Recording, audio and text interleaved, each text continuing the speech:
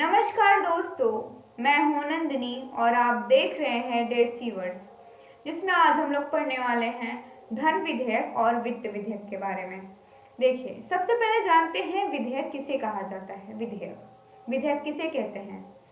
जब कोई नया कानून बनाया जाता है या फिर पुराने कानून में बदलाव किया जाता है तो उसका मसौदा विधेयक कहलाता है। यानी कि नया कानून बना या फिर पुराने कानून में बदलाव किया गया तो उसे विधेयक कहा जाता है।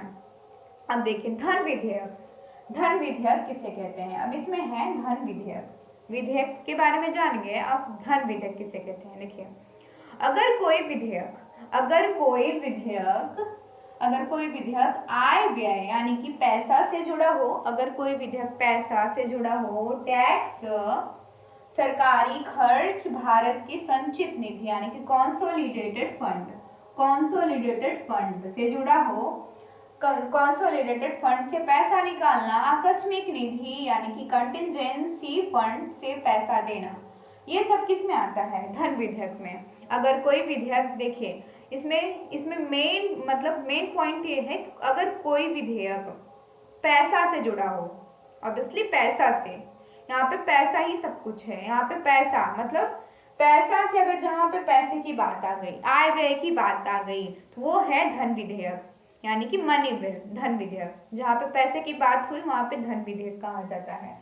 यहाँ पे आय व्यय यानी टैक्स, जो टैक्स बढ़ाया जाता है, जैसे कि अब पेट्रोल पे 2% टैक्स बढ़ गया, किसी भी चीज पे टैक्स बढ़ाया जा रहा है, किस बिल में? मनी बिल के तहत। मनी बिल में टैक्स को बढ़ाया जाता है, घटाया जाता है, यानी कि यहाँ पे सब चीज पैसे से रिलेटेड है, तो इस ये धन विधेयक के अंतर्गत आएगा। किस में आएगा? धन विधेयक में आएगा। धन विधेयक में देखिए, अब वित्त विधेयक क्या है, यहाँ पे एक चीज नहीं बताया। धन विधेयक अनुच्छेद 110 में आता है। धन विधेयक जो है वो अनुच्छेद 110 के अंतर्गत आता है। तो ये था हमारा धन विधेयक। अब देखते हैं वित्त विधेयक क्या है, यानी कि फाइनेंस बिल। वित्त विधेयक, फाइनेंस बिल, ये जो है अनुच्छेद 117 में आता है। फाइनेंस बिल अनुच्छेद 117 में आता है और इसमें क्या है? आय व्यय प्लस अन्य विषय। आय व्यय प्लस अन्य विषय यानी कि ये भी पैसे से ही बिल्कुल सेम इसके जैसा है। सेम मनी बिल की तरह होता है, बट इसमें कुछ चेंजिंग है। बट उसमें वित्त विधेयक में कुछ चेंजिंग है। आय व्यय तो उसमें भी आता है, लेकिन उसमें अन्य प्रशासनिक प्रावधान भी आते हैं, कानूनी प्रावधान, उसमें प्रशासनिक काम भी आते हैं वित्त विधेयक में। वित्त विधेयक दो प्रकार का होता है, type 1 finance bill, type 2 finance bill. यानी कि पहला जो फाइनेंस बिल है वो अनुच्छेद 110 के अंतर्गत आता है। तो ये अनुच्छेद 110 के अंतर्गत आएगा। अनुच्छेद 110, ये जो टाइप 1 फाइनेंस बिल है ये अनुच्छेद 110 के अंतर्गत आएगा, यानी कि सेम धन विधेयक की तरह होगा। लेकिन जो टाइप 2 फाइनेंस बिल है ये आय व्यय प्लस प्रशासनिक प्रावधान भी आएंगे इसमें। अब जैसे कि इसमें जो टाइप 1 फाइनेंस बिल है इसमें सिर्फ पैसे से रिलेटेड बात होगी, यानी कि कॉन्सोलिडेटेड फंड और आय व्यय, टैक्स लगाना, बढ़ाना, घटाना, सरकारी खर्च, ये सब टाइप 1 फाइनेंस बिल में आएगा। और टाइप 2 फाइनेंस बिल में आएगा आय व्यय, यानी कि पैसा तो आएगा, बट पैसा के साथ साथ प्रशासनिक काम भी आएंगे, जैसे कि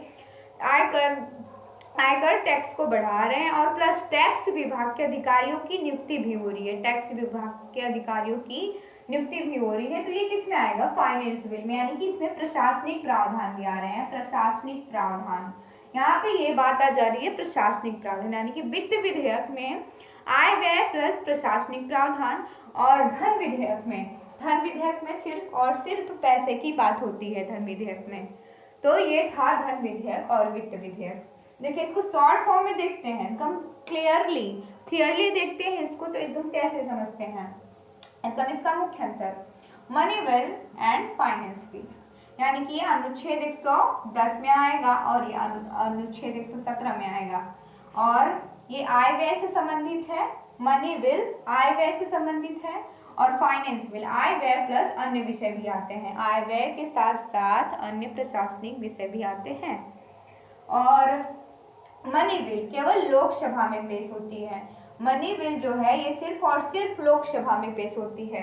लेकिन फाइनेंस बिल जो है ये लोकसभा व राज्यसभा भी भाग ले सकती है। फाइनेंस बिल में लोकसभा व राज्यसभा भी भाग ले सकती है, यानी कि दोनों सदन भाग ले सकते हैं। लेकिन मनी बिल में सिर्फ और सिर्फ लोकसभा आते हैं। और मनी बिल में राष्ट्रपति की अनुमति आवश्यक होती है। राष्ट्रपति की अनुमति जो है वो आवश्यक होती है। और फाइनेंस बिल में भी आवश्यक होती है। मनी बिल में राज्यसभा केवल सुझाव दे सकती है। देखिए मनी बिल में क्या है, राज्यसभा केवल सुझाव दे सकती है, उसको स्वीकार या अस्वीकार नहीं कर सकती है मनी बिल में। लेकिन फाइनेंस बिल में जो है इसमें राज्यसभा के पास इतनी शक्ति होती है कि वो संशोधन भी कर सकती है।